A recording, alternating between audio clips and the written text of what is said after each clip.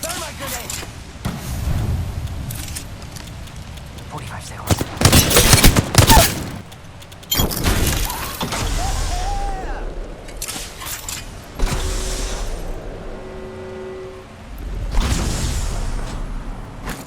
Thermite grenade. Fire in the hole. Thermite grenade.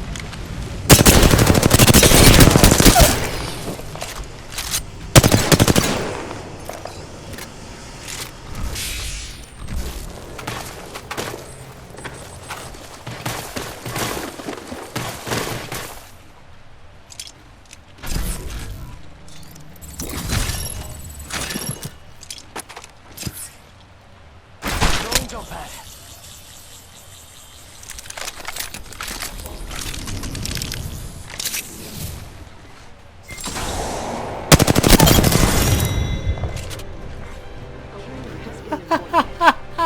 I can't believe that just Who's happened. next?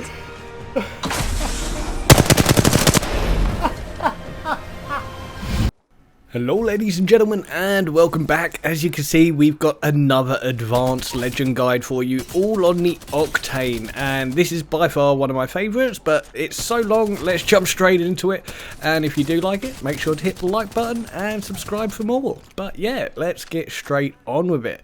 So number one is Swift Mind. Now this is your passive ability, and there's a massive myth going around in tutorials that it stops when you're in the storm, and then to activate it again you need to use your stim pack, and then it will start regenerating.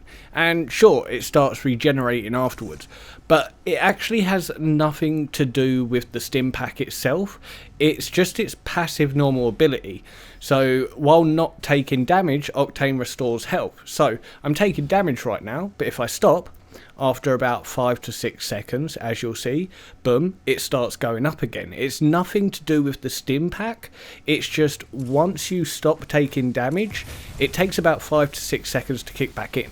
So say for example there, I've just hit myself with the flames, I took damage, I wait about 5 seconds or so, and boom, it starts kicking in again.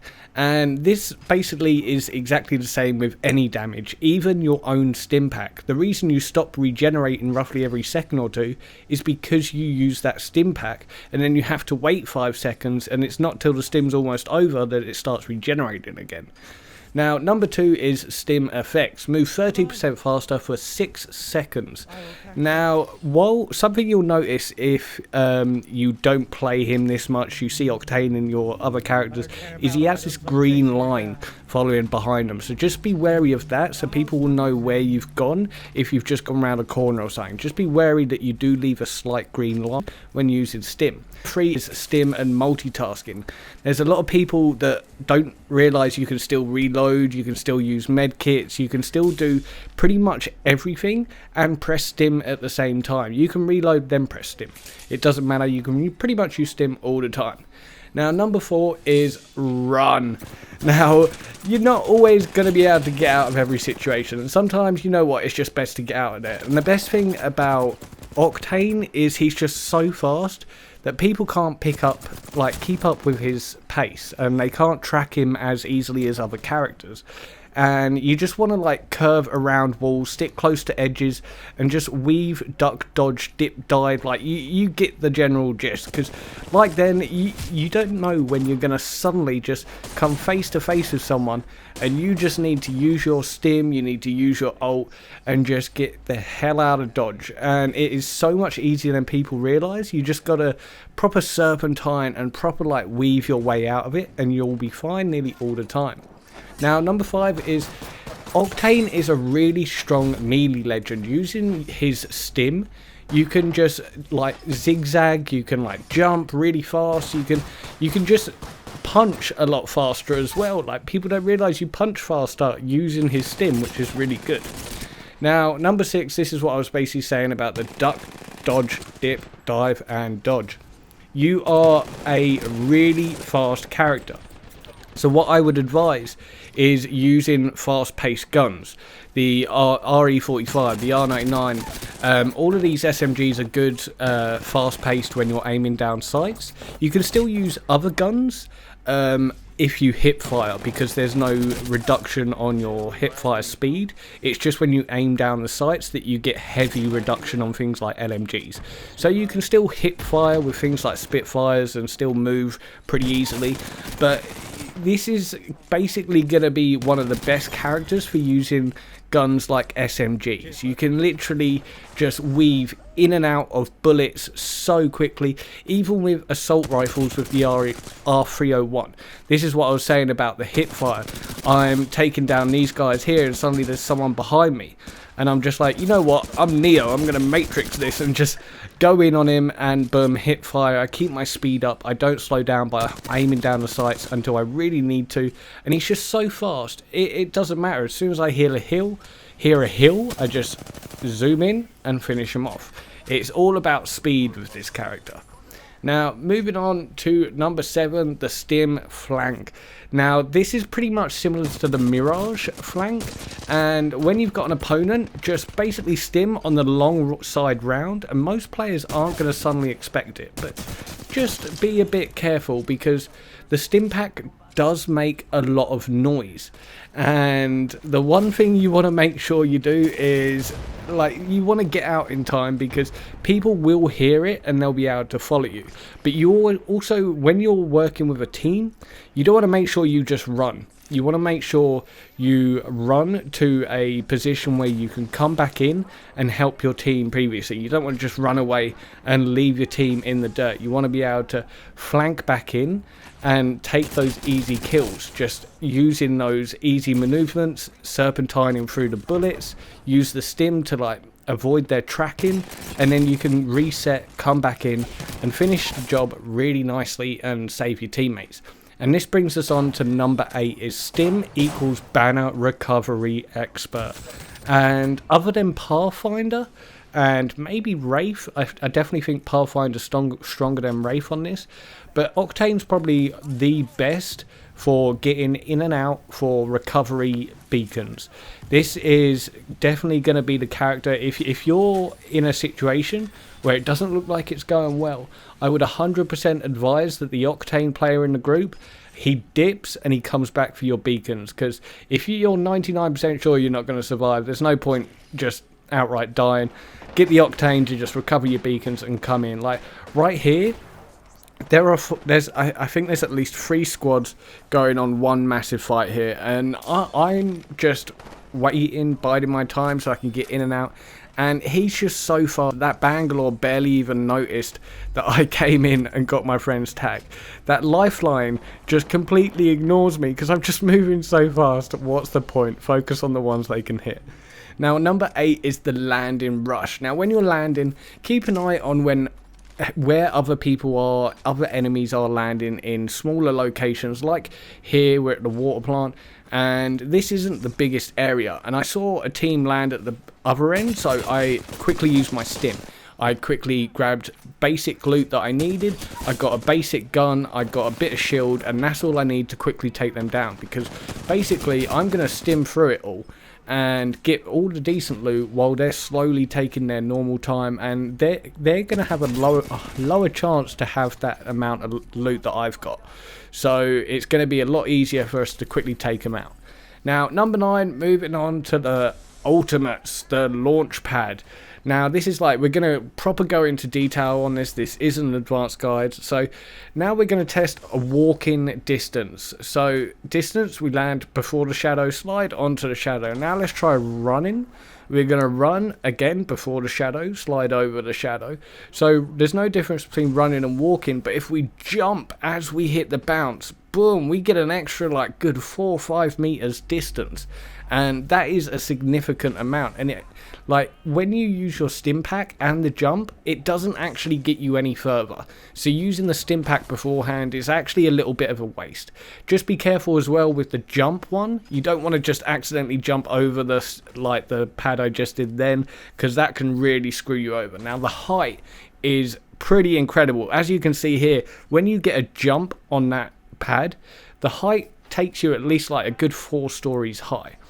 Now number 10, visible through the map.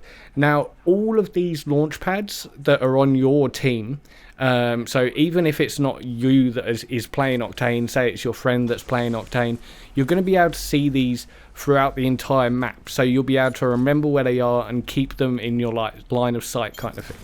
Now number 11 is up and down. Now this is one of the more unknown tips, and basically if you throw it directly at your feet without moving, it will bounce you up and down. At the same time, you can jump from a height, and as long as there's no sideways momentum or forward or backwards momentum, and you just come down directly perfect, it's going to bounce you up, like up and down perfect. You just can't move forward or back. And that brings us on to number 12, which I'm guessing people have probably discovered this by now as well, but I realise you can do this on out of bound areas. And what this does is it completely resets the out of bound timer. Now this doesn't do it in every single location. For some reason the timer doesn't disappear in certain areas, but in a lot of areas you can just go up to these locations, and I'm hoping they patch it soon, because once a lot of people find out about this, people are going to be doing it in places you can't see them, and they're going to be hiding, and it's going to be almost as bad as hacks until late game when they actually have to get into a fight. But for now, I've been testing it out just to see if I can get some ridiculous snipes with it. But just to warn you, for some reason, snipes, like, they don't shoot straight. It still seems, because you're jumping up in the air, it still seems to have that bloom effect. It's not pinpoint accuracy, but it is with certain other weapons. It's not like with the longbow. But as you can see, like, it's just so useful for being able to scout people out, see where people are.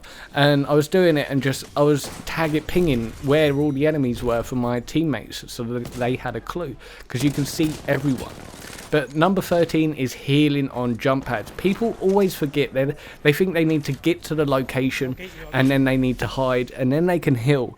But you can heal while you're in the air, while you're doing that jump pad, and by the time you've healed, by the time you've landed, you've pretty much healed, and you can go straight back in for the fight, and you've been out for like barely 5 seconds because you've just used that jump to get out and then come back in.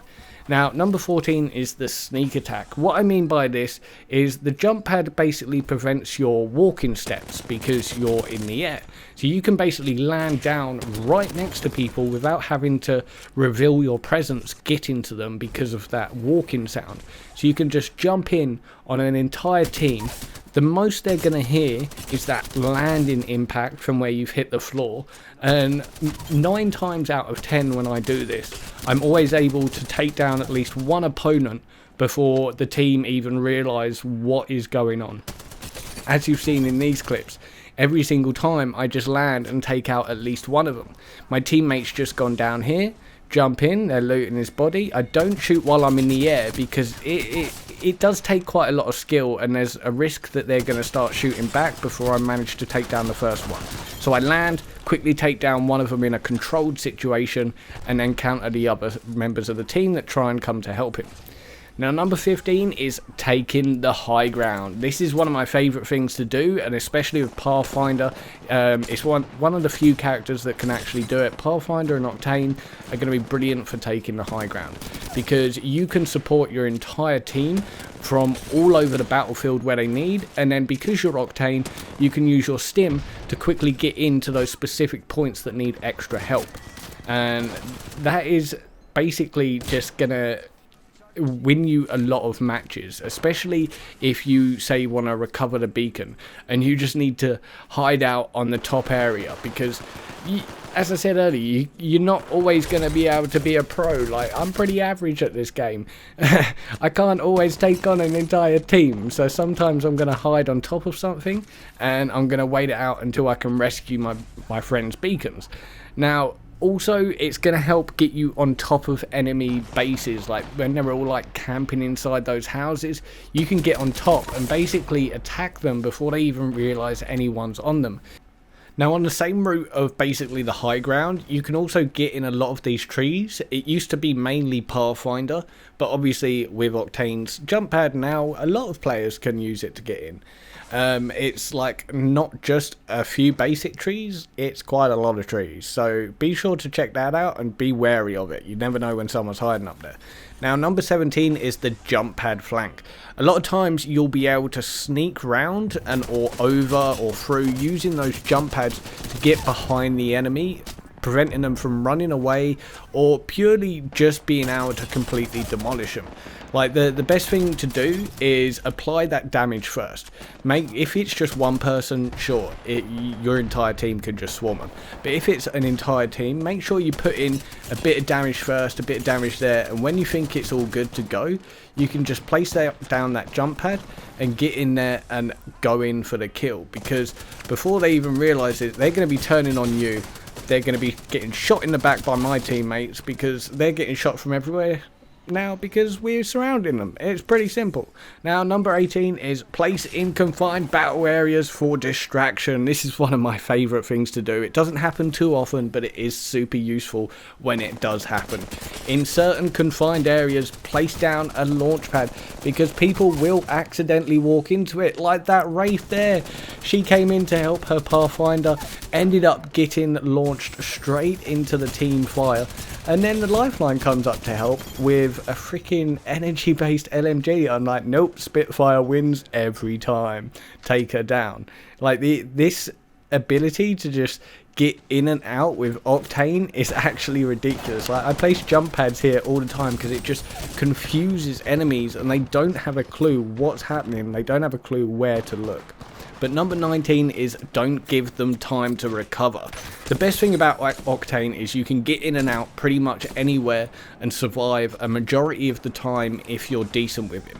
So the fact is, if you've damaged someone pretty heavy and you know they're in a pretty decent spot you can get to, use that jump pad, quickly get in there, finish them off, and then you can just use your stim pack to come back into the safety of your teammate's nest. Like, you can pop in and out with Octane so easily. Number 20 is jump pad kills. If you place them at the end of zip lines in certain areas, you can get it so they'll fall into the jump pad and the momentum will take them straight off the edge. Luckily I got a Pathfinder to test it out for me though with his grappling hook. Now number 21 is dodging / going over people's ults. Ults are always blocking your attack or they're holding you back. With the jump pad, you can now just jump over them. You can just go completely through them and you don't have to worry so much. And it's like if the team's trying to run, it's not going to hold you back. It's not going to keep them defended. And you can just easily push and go in for the attack. Again, not letting them recover. Because a lot of time they put down ults, it's to recover. Now, stim still and all the supplies on the ship. This is one of my favourite things to do. Like, I just jump down that hole pretty much straight away and use that stim as soon as you go through the hole, not before. If you try and use it before, sometimes you get caught in climbing animation. So what I would advise is I just land on that top deck because there's a chance of purple armor there all the time, and then I just jump straight down the hole, hit the stim pack, go in, and then I try and loot up as much as possible. Just like there's another hot zone there that has a good chance of purple armor, and because you get like most of the items, it ends up just being a big fight fest and you've got most of the stuff and they can't really do anything, and it works out well for you 9 times out of 10 when you just run down to this lower deck and grab everything. It's a good hold off spot. But yeah, that's pretty much it. I hope you enjoyed the video. Hit the like, hit the subscribe, you know the drill, comment, help support the channel. Other than that, I hope you enjoy it. It's been so much doing this, so much fun doing this Octane video. But yeah, ciao.